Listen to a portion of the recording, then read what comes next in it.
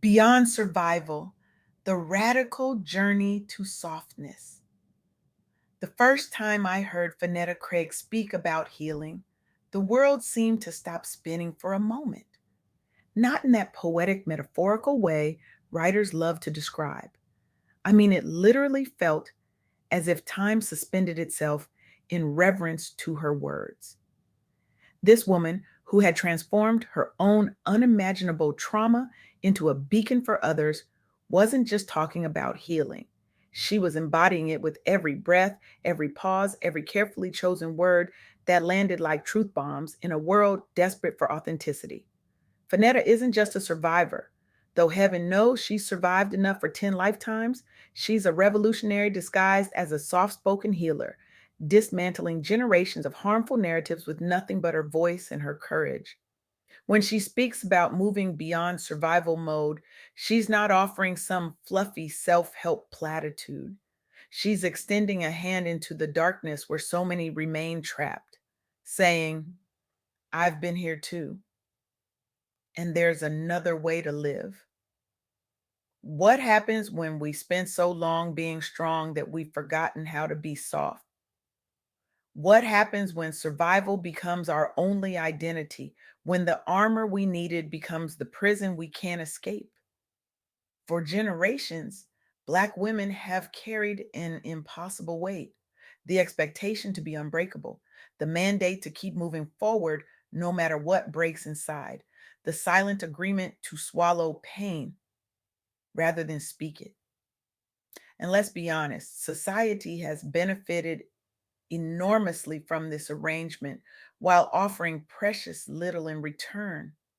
But today I want to talk about what happens after survival, about the radical act of choosing softness in a world that demands your strength, about reclaiming trust and love for yourself after trauma has taught you that neither is safe.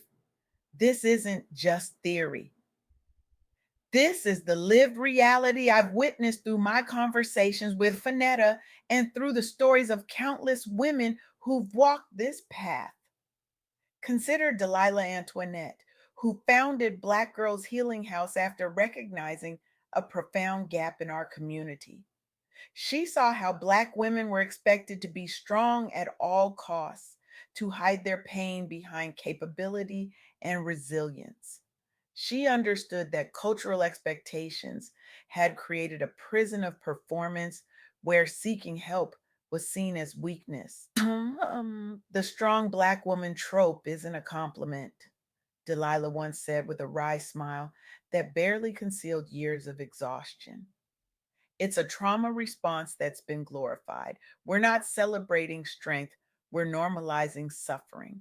Her organization became a sanctuary where women could explore healing outside traditional settings, where yoga and affirmations weren't white people things, but pathways back to themselves, where they could finally exhale. One member described her first session. I spent 37 years holding my breath, never showing pain, never asking for help. The first time I walked into that room and saw 20 other Black women just breathing, I broke down. I didn't even know I was allowed to breathe. Imagine living your entire life without permission to perform the most basic function of existence. That's what happens when survival becomes your only mode of being.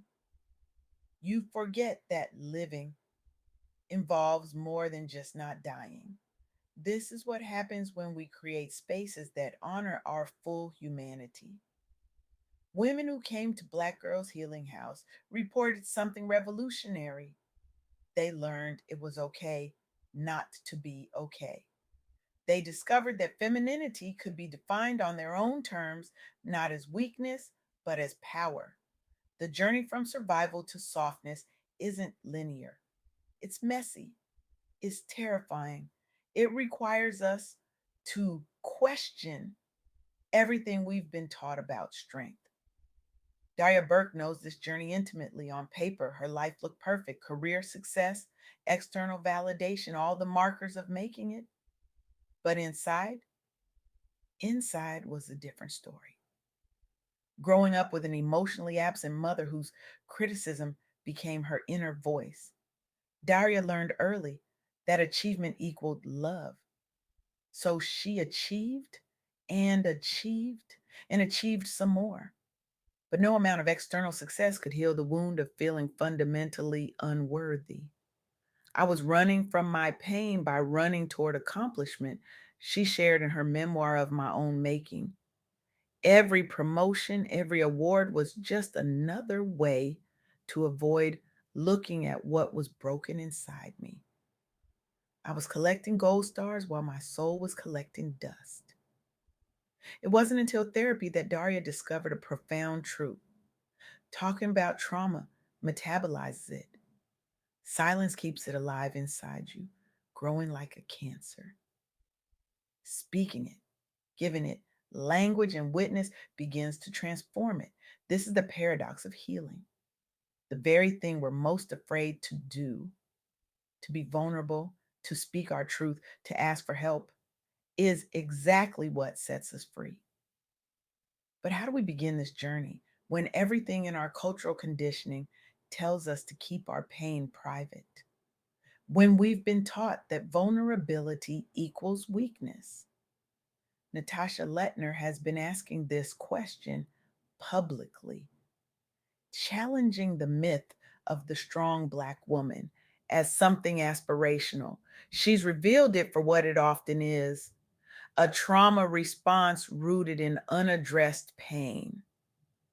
We're not born thinking we have to carry everything alone, Natasha explains, with the kind of clarity that comes only after walking through fire.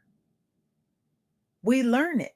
We learn it when our emotions are dismissed. We learn it when we see our mothers and grandmothers suffering in silence. We learn it when asking for help brings shame instead of support. Through her social media platforms, Natasha has created spaces where honesty and softness are celebrated, not shamed, where women can collectively rewrite the harmful narratives they've inherited. One follower described the impact. I spent my whole life wearing a mask. Perfect mother, perfect employee, perfect church member, perfect everything. I was dying inside, but nobody knew because I never let them see. Watching Natasha talk about dropping her superhero complex gave me permission to drop mine too. This is the power of witnessing someone else's vulnerability. It creates a mirror where we can finally see ourselves clearly. It whispers, if she can put down this burden, maybe I can too. The journey from survival to softness isn't just personal, it's political. In a world that profits from Black women's labor while dismissing their pain, choosing to prioritize your healing is revolutionary. Let's be clear about something. The strong Black woman trope didn't emerge from nowhere. It was born from necessity in a society that offered no protection, no support, no acknowledgement of Black women's humanity. Strength became armor in a hostile world.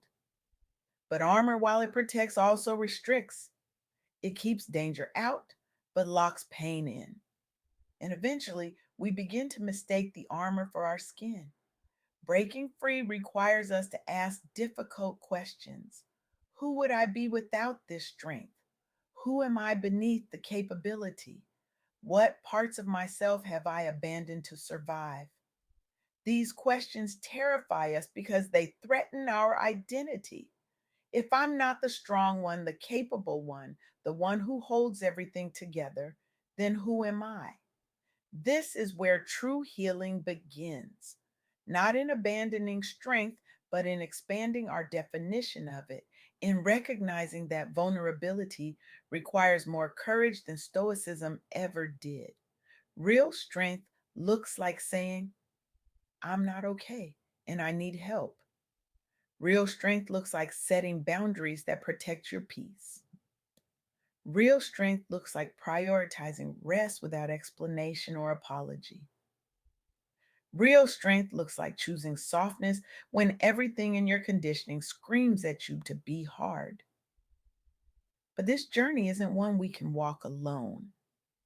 As Fanetta Craig so powerfully reminds us, community is essential to healing. We need spaces where our experiences are understood, where our pain doesn't need translation, where our healing is celebrated. This is what makes organizations like Black Girls Healing House so vital. They create containers where transformation isn't just possible, it's expected, where women can witness each other's journeys from survival to softness and think, if she can do it, so can I. One member described her experience. I walked in thinking I needed to fix what was broken in me. I walked out understanding that I wasn't broken at all. I was just carrying wounds that needed tending. And for the first time, I wasn't carrying them alone. This is the gift of healing in community, the profound recognition that you are not alone in your pain or your healing journey. It begins with permission to feel what you've been suppressing, permission to acknowledge what happened to you, permission to be angry, to grieve, to want more than just survival. It continues with compassion, learning to speak to yourself with the tenderness you'd offer a beloved friend. Recognizing that the harsh inner critic isn't your voice, but an internalized oppressor. It deepens with boundaries, saying no to what depletes you and yes to what nourishes you. Understanding that your energy is sacred, not everyone deserves access to it. And it flowers with community.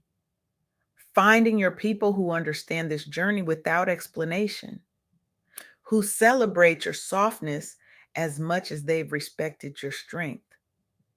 I stand before you today not as someone who has mastered this journey, but as someone who believes in its possibility with every fiber of my being, because I've seen it. I've witnessed women walk through the doorway from survival to softness and emerge transformed. So I challenge you today. What armor are you still wearing that no longer serves you? What pain are you still silencing that deserves to be heard? What parts of yourself are you still abandoning in the name of strength? This is not just a personal invitation, it's a collective one. Imagine a world where we all had permission to be fully human, where vulnerability wasn't seen as weakness, but as courage, where softness wasn't a luxury but a birthright. That world begins with you, with your willingness to question the narratives you've inherited, with your courage to choose softness, even when everything around you demands hardness, with your radical decision to prioritize healing over hustle. Because you weren't born just to survive.